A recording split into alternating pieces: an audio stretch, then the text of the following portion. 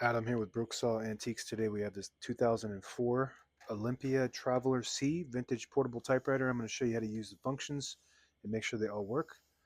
This is officially the most modern typewriter I've ever been in possession, and it is super cool.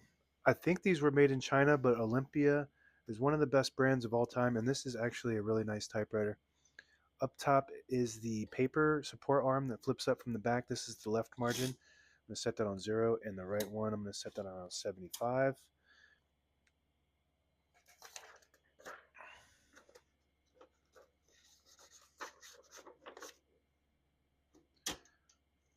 So I had the paper release engaged. That's why that was kind of weird, and I'll show you how to use that once I get to that section. For now, I'm just going to type all the keys.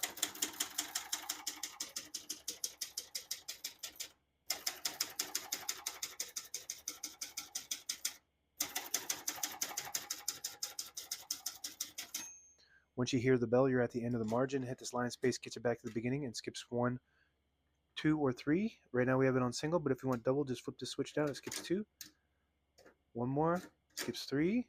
And if you keep going down, there's a 0 there. I don't know if that skips. That skips a certain amount. I'm not sure. I have to look at the manual, but maybe 4. But it's got a 0, so it seems like that's how you roll the. So that's how you roll, which means there you don't have to deal with the spacing. And it also skips spaces when you hit the line space. But it's got a 1, 2, and a 0.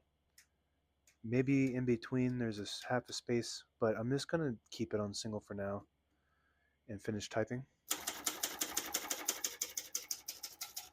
As you can see, all the keys type nice and none of them skip or stick. I'll type a sentence in red on the next line and switch from black to red. There's a switch on the right side. Flip that up to the red indicator. It prints the bottom portion of the ribbon, which is red. When you have it in the middle, it doesn't print any ink at all. It just leaves a stencil for copying purposes. When you have it down on the bottom black indicator, it prints the top portion of the ribbon, which is black. We're going to move that up to print red.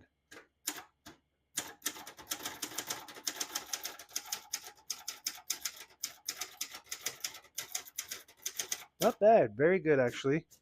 For a modern typewriter, this feels kind of like a brother. I'm not sure if it was made in Japan or not, but it's got that feel. Print looks really good, actually. Pica typeface prints 10 characters per inch. So I do approve of this typewriter, even though it's a very modern typewriter. This is probably the beginning of the end, because anything made after this is probably um, just just for looks only. Once you open up the box, things break. Unlike most vintage typewriters, are meant to last basically forever if they're taken care of. To pull the page out easy, there's a switch on the right side here. You flip it back, it unlocks the rollers underneath the platen, and that's what I was talking about in the beginning. Flip it forward and it will clear that. So now it loads normally. We're going to put this down for now and put the color back on black. Got a shift on each side and a shift lock on the left. Clear that, hit the shift button again, backspace on the right side. Very good. This button with arrows going in each direction, that's your margin release. When you get to the end of the margin, there's a mechanism that blocks you from printing. Hit that margin release, it does allow you to go all the way to the end. Very good. And this top panel slides off to the front. So you just kind of pull it with your thumbs, I guess. Let's see here. I'm new to this typewriter, so please bear with me. There we go. So you want it to push this way and not up, because it's all hard plastic. You don't want to break anything. All the brand new ribbons loaded on the left side, so it's pulling. Well, it was. And now it's pulling to the right side. If you want to switch that direction, you just flip the switch to the middle of the side that you want it to go to. And that's meant to reverse when it catches the eyelet, which is the little metal piece at the end.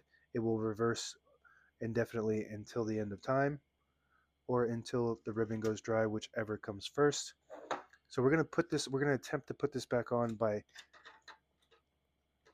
putting it down and then just kind of sliding it to the back like that. And that worked. It needs to hook on the front sides and the back sides at the same time, so it has to be level and pushed back. This typewriter kind of reminds me of like an Epcot Center, like a space age typewriter. I don't know. This red button is your power space, like a machine gun space. And I think that's it with the keyboard. I don't know if there's a touch control, if I missed that or not.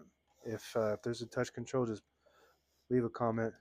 This is your carriage release on the right side. This is actually, all the guts in the internal are really nice. It's all high quality parts. So this is actually a nice typewriter. I approve. You know, this is what I do for a living. I service typewriters. And I think that's it. If you want to roll the typewriter, you just push the line space selector all the way to the front and you can roll it. Push it back to get the different spacings. It's got a half a space each click. And that's it. Now available on eBay or Etsy. Search Brooksaw Antiques.